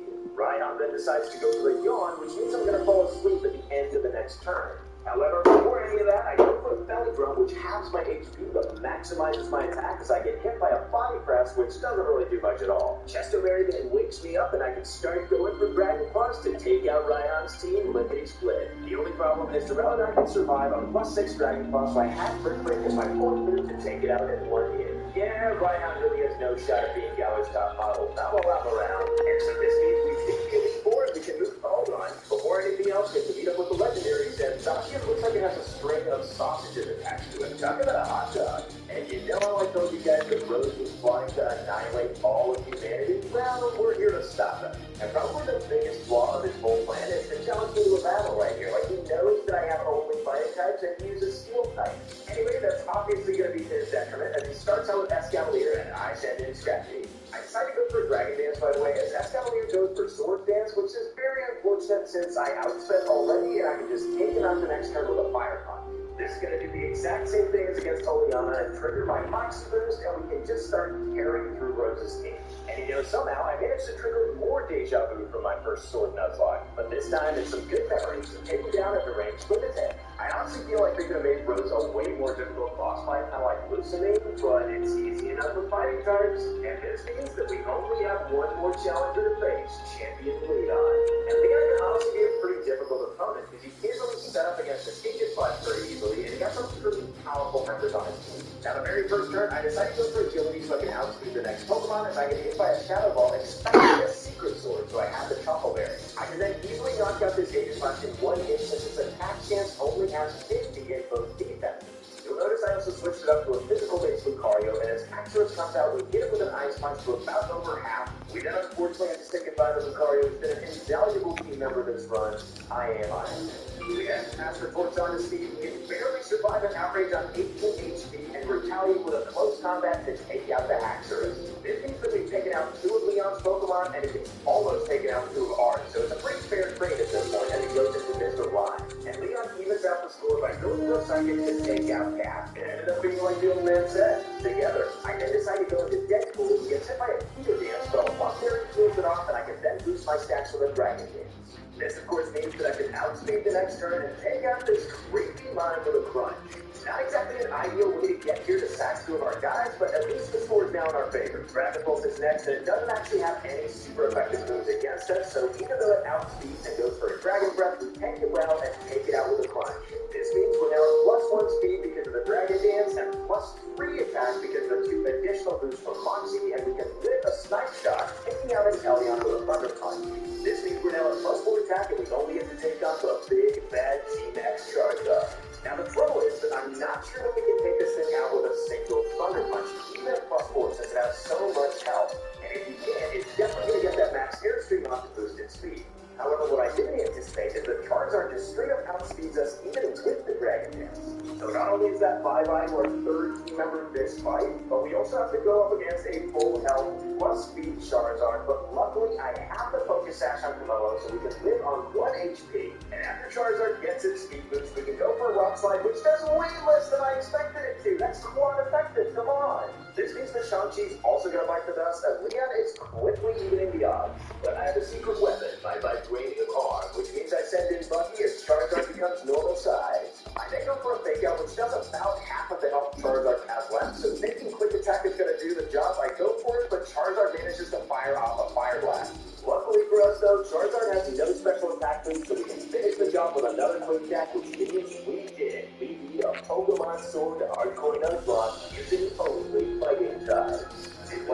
this run, well, fighting types are pretty much exactly as busted as you'd expect them to be. And because of that, it made the challenge pretty easy. Even though we had our ups and downs, I think this run was a power trip that I'm happy I got to experience. However, it has me itching for a greater challenge, which is why the next video is probably going to be the hardest challenge so far.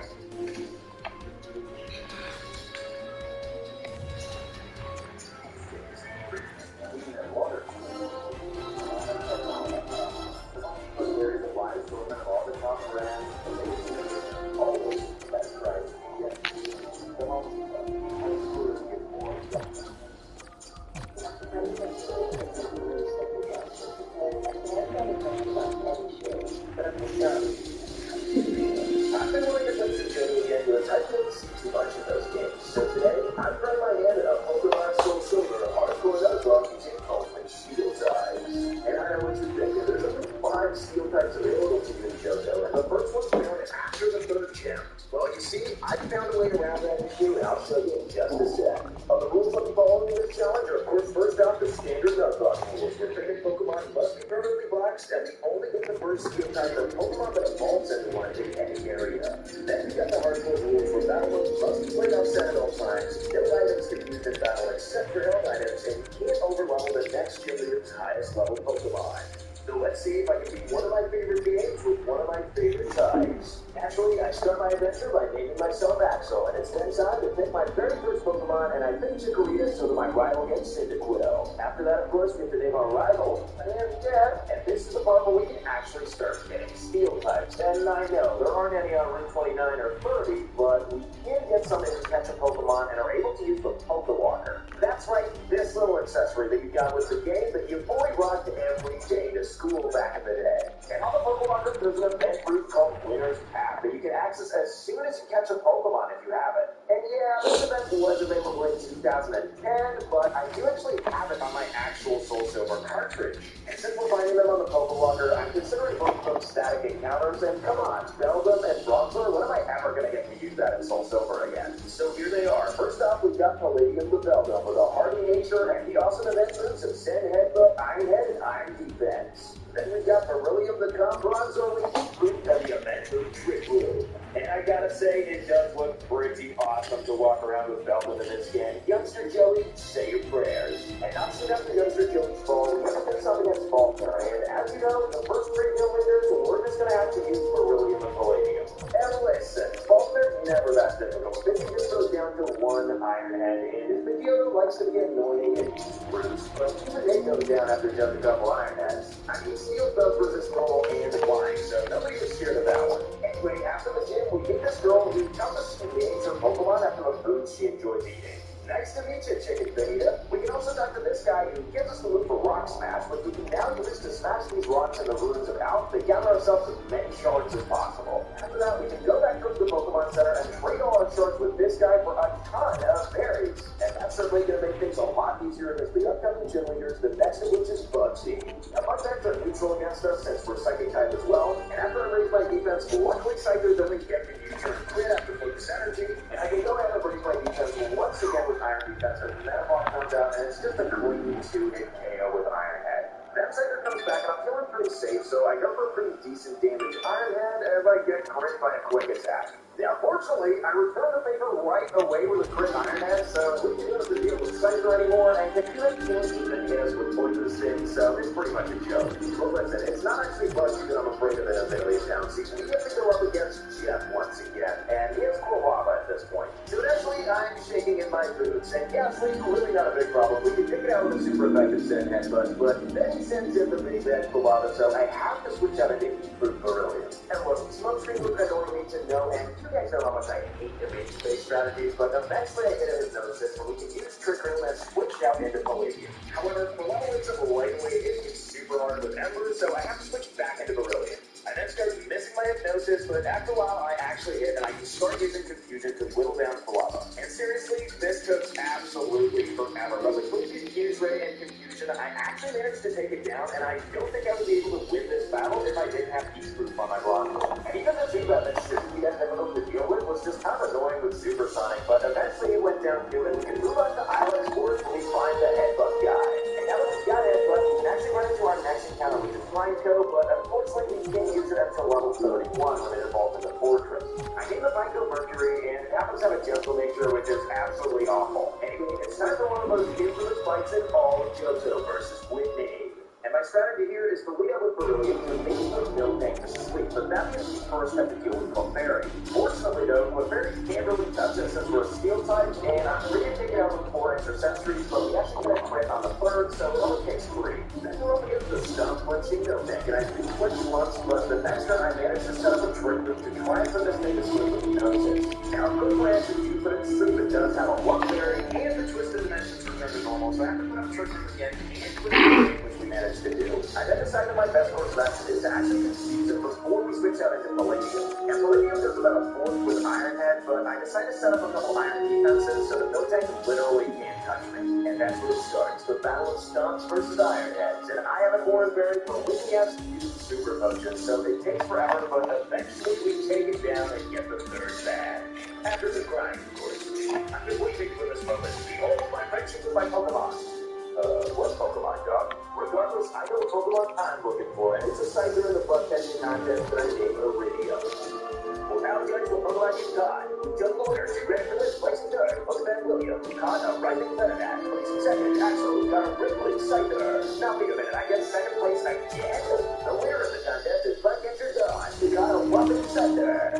Now, you listen to Buttcatcher Dawn, we'll send it over, mother. Anyway, my Rippling Scyther has a Navigator and a Ignition ability, which is super awesome. That's when we're fighting a Psychic Trainer outside the National Park. Buttcatcher gets to level 20 and evolves into the tank. But that's not the only change to the team, since we get to Route 38 and we can find ourselves a Magnemite, which I catch and name Clara. It's got a Magical Nature, which is neutral, and we certainly take those. And next I go find the Buster GM, just to power it up a little bit. Hey, stop being such a serious man. Show me something like a hula dance. Dog, I don't think she's that kind of dancer. But next, we have to go up against Jeff once again, and he starts out with his Ghastly, so I go into Beryllium so I can set up a trick move and take out with a single extra sensory.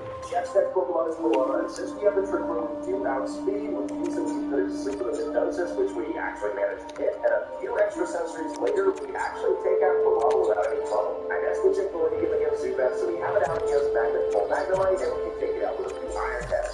I honestly thought that battle would be way more difficult, but next up we got Horse, who also starts out with Ghastly, so I set up my trick room again. This means that I can outspeed the next turn and take it out with an extra sensory, but more importantly, as soon as Morty sends in Gengar, we're going to be able to outspeed and go for Hypnosis, which I also fortunately hit. This gives me the chance to safely switch into Palladium, and Gengar goes for a Hypnosis of its own, but I have the Chesto Berry to wake myself up. And because the trick room we're faster, so we can take it out with a simple Red Headbutt, which is exactly the same thing we do to both of the Hunters after they go for Curse. Easy, boys.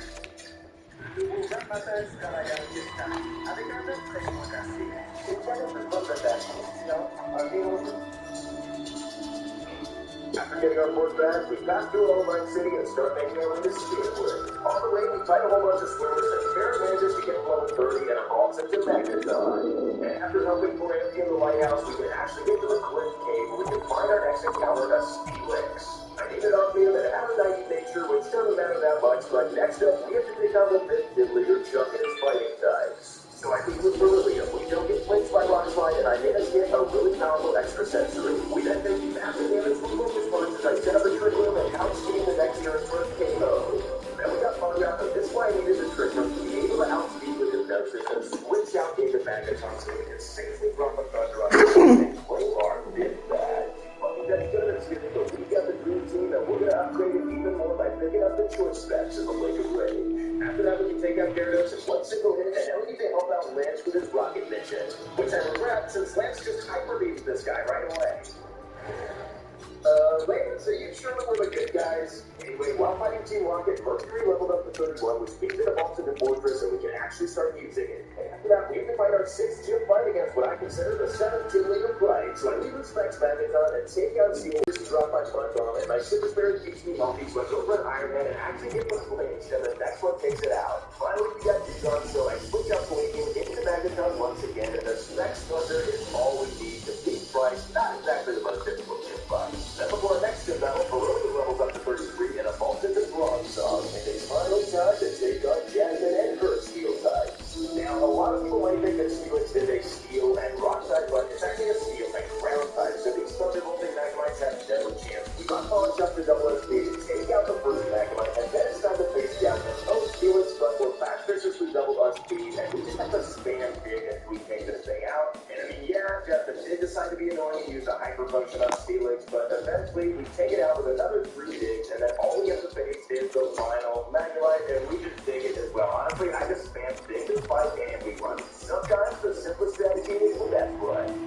Why would people want to come to the town? With this one, if everyone in JoJo could just subscribe, thank you. Anyway, while we're rescuing the Ricky Town, we have to take on Jeff once again in his full love, and this time we're really into the ball that we really have the tools to deal with this thing. In fact, after putting it to sleep, we can just straight up take it out with 2 extra sensory. And this just goes to show how powerful it is. I definitely didn't use an Akaberry there. I just wanted to be more safe than sorry. The rest of Jeff's team is pretty much a joke, so we take him out easily. Moving on, we get to Blackthorn City, where we find our next encounter, a Skarmory. I named our addendum, and it has a lonely nature, which is plus attack minus defense, so kind of good, kind of bad. And while grinding, Bear gets to level 40 and actually evolves into Magnezone because of the universal Pokemon randomizer allowing for evolution. And at this point, it's time for us to take on the final gym battle in the Johto region against the Dragon-type user Claire. This time, I decided to lead off with Mercury just to set up some spikes to make it a bit easier to take out the Dragonair and the Kingdra later on. I do have enough health to lift 3 Dragon Rangers, so I get all my layers up before I switch out into Pharaoh so that I can take out Gyarados with a single hit. Discharge would definitely KO Gyarados either way, but I did give Pharaoh the choice specs just for later on when we have to face Kingdra, but for now we have to go against Dragonair. And after my one berry heals the first Thunder Wave off, I do get paralyzed and manage to confuse the Dragonair and take it out with an onslaught of extra sensories. Which means it's Kingdra time, and I do get smoke screen, but I managed to hit Hypnosis through it so that we can switch out into Pharaoh. Now, after all the spikes damage, there is a roll that actually KOs Kingdra here, but after going for Discharge, I don't end up getting it, but Citrus Berry kind of saves me here since she doesn't go for a bullet store. The last place, we have to go against another Dragonair, and since we're locked into Discharge, we have to switch out back into Beryllium and do the same thing we did before, and just take it out with extra sensories. We then have to take the Elder's Quiz, which Claire can't seem to pass, which means she's answered that violence and cheating are important for raising Pokemon. No wonder she's petty enough to not give us the badge. We then make a quick test up over at the Komodo Grill Dance Studio to see who deserves the title of Miss JoJo. It's one of the few titles I haven't claimed yet, and first up is Umbreon, which is pretty annoying, but we can handle it quite well with Mercury, even though we get confused. 3 bug bites do the job. Moto number 2 is an Espeon, which is way less defensive than Umbreon, so it only takes 2 bug bites this time. Next up is Flareon, which is obviously the most dangerous for our Steel types, but we can switch into Beryllium, which is proved to take Fire Blast fairly well. The first Fire Blast ends up hurting me though, so I take a whole ton of damage after I put it to sleep, and I go for extra sensory to try to whittle it down. But it goes for Fire Blast, which we live on to 6 HP, and we retaliate with an extra sensory, which takes it out, but usually don't go down to burn. Next up is Jolteon, so I switch to Osmium to dodge the Thunderbolt, and we can just go for the dig, and luckily we get through all those double teams. Then we got the final Pokemon Vaporeon, so I switch into Specs Magnezone and just destroy it with a Discharge to claim the title for myself. The sisters then asked me to build their TikTok dance, which is where I personally draw the line. So I go as far away as I can towards Kanto and pick up the TM for Earthquake before I challenge Chef for the final time. You see, I plan to humiliate Chef so bad that he never wants to challenge me again. And how am I going to do that? Well, you see, I got both Curse and Rock Polish on my Steelix. As soon as I have enough to assist, bye-bye time. Sneasel goes first to an Earthquake, then it's Typhlosion's turn to go down with Earthquake. Obviously, I can't hit the monster with an Earthquake, so it goes down to Iron Tail, and the rest just got followed suit. Jeff is the nice knowing it, see you never. After defeating another ginger villain, which Nintendo really seems to like, Lance, are you sure you're not a villain? We played a bunch of old books with an infuriating game that's kind of fun things to get some TF. And speaking of TF, we go behind the lighthouse in Olivine City and pick up the TF for Charge Beam. And so with all that preparation, it's finally time to take out the Elite Four, the first of which is Will and his psychic types. Will starts out with Zatu, so I go into Ferris, and he fails at me first, but I set up a substitute so I can go for Charge Beam and charge up my special attack. My first Charge Beam doesn't quite get the KO, and he leaves the forward roll, but that just gives me another chance to get the special attack boost, which I do, and his second Pokemon is the abomination that is Jake, so I go for a super effective Magnet Bomb, which doesn't quite get the KO, so the next turn I start going for Charge Beam, but boost my special attack even more. It turns out that one Charge Beam is enough to take out Jinx, and I start to set up even more with the move against Executor. At this point, I have 2 boosts for Executor to use with spin and 4 hits, and all the rest of those Pokemon are weak to electric. He's got Slowbro and another Zatu, so I'm in a very good spot here behind my son to just take home the win. And if you didn't know this already, I actually went into the Elite Four with everyone at level 44 instead of the cap at 47, just to give myself a little bit of an extra challenge since Steel Knights are pretty strong. So next up is our boy Koga. Congratulations on being a gym leader to an Elite Four member. Good job, my dude, but we're gonna have to set up on you and totally destroy you with some Watch Polish curse action. Area Dose is really weak, but it does end up getting a pretty low favorite before we destroy it with an Earthquake, and that month unfortunately suffers the same fate. Then we got Fortress, which actually ends up living an Earthquake, but it sets up Toxic Spikes, which don't matter at all, and a second one gets a high roll, and we end up taking it out anyway. After that, we got Crobat, which I thought I set up enough Rock Polishes to outspeed, but we don't. Luckily, it goes for Double Team, though, and we can just hit it with an Iron Tail and not miss for the KO. Then finally, we got Buck, which is slow as a lot, which just goes down to a super effective Earthquake, and we got to challenge our boy Bruno. Now, yes, Bruno is going to be our Gentom's time to shine, since we have Sword Stance from the game corner, and this thing really can't touch us. So we can set up the +6 and start hitting things with flies. So if our top goes down, and next up is Devon, which does hit us with a Swagger, which is super dangerous since we're +6, but we actually managed to break through twice and take it out with a fly. I then stupidly decide to risk it, because Hitmonchan goes for a Fire Punch, but we actually snap out of confusion, so Hitmonchan is history as well. Goodbye, Hitmonch. Onyx is an easy KO with Steel Wing, and the champ can actually hit us because of No Guard lower in the air, but it doesn't end up taking us out, so goodbye, Machamp, and that's it for Bruno.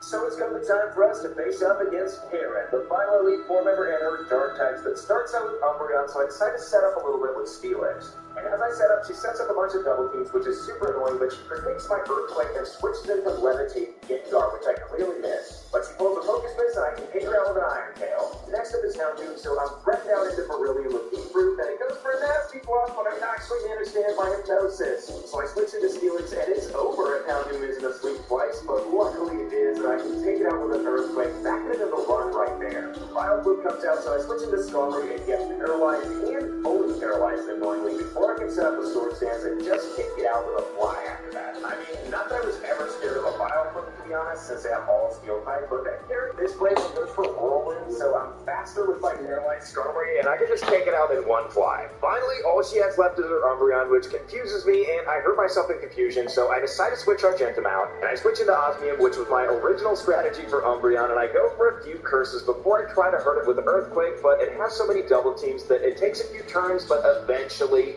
even Umbreon goes down. I mean, it does try to confuse me, but I carried Lumberry just for that reason, and I managed to take it out with a final Earthquake, and now all we have to do is beat the champion. But before fighting Lance, I have a couple of rare candies in my bag, so I give the first one to Metang, so it evolves into Metagross, which is a huge power boost, and I give the second one to Magnezone just for that extra power. And even though Steel types resist dragons, this is actually a really tricky fight to prepare for. I was not sure if we were going to get through this, but Beryllium starts by not flinching and actually hitting a Hypnosis. Then we set up Trick Room, switch into Ferrum, and go for a Charge Beam, which doesn't quite take it out, but we need a special attack boost to take out Charizard with a Discharge. And so since we got the boost on the first Charge Beam, I decided to go for Discharge for the 100% accuracy, and this means that we can actually take out Charizard in one hit as well, and outspeed because of the Trick Room. Then we got the first Dragonite, the Fire Blast one, and it goes for Safeguard as I go for Discharge for some damage, and since we haven't taken any damage yet, and I do have Octoberry, I do tank the Fire Blast and go for a second Discharge.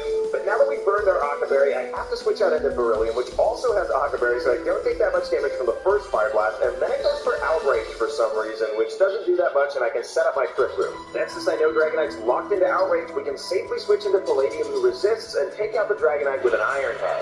Then we got the Thunder Dragonite, which does paralyze us. We can get some good damage with a couple of Iron Heads, but Thunder actually gets me down to such low health that I need to switch out. And as I go into Osmium, I expected Lance to go for a Thunder, but he goes for a Full Restore instead, which isn't that great. But the only two moves this thing can use against me are Dragon Rage and Hyper Beam, and I resist both, so I decided to set up a bit with Curse. I then hit Dragonite down to about 25% health, and I miss 3 Iron Tails in a row. I mean, I know it's not that accurate, but keep on, and the fourth one actually ends up taking it out. Then we got the third and final Dragonite, which misses a Blizzard as we switch into Fortress, and we actually dodge the Thunder Wave with our Love Berry the first time, and we can get out a couple of Rock Tombs to half this thing's speed. After that, I do try to go for a third, which we actually miss instead of getting paralyzed for, but since Dragonite has to recharge, I decide to switch out, and I go into Pharaoh, we can launch a couple of discharges, and we actually don't switch from the Dragon Rush, so that's enough to take out the third Dragonite, and all we have to contend with is Aerodactyl. And the thing is, Aerodactyl does that Earthquake in this game, so I can pretty much go into Osmium,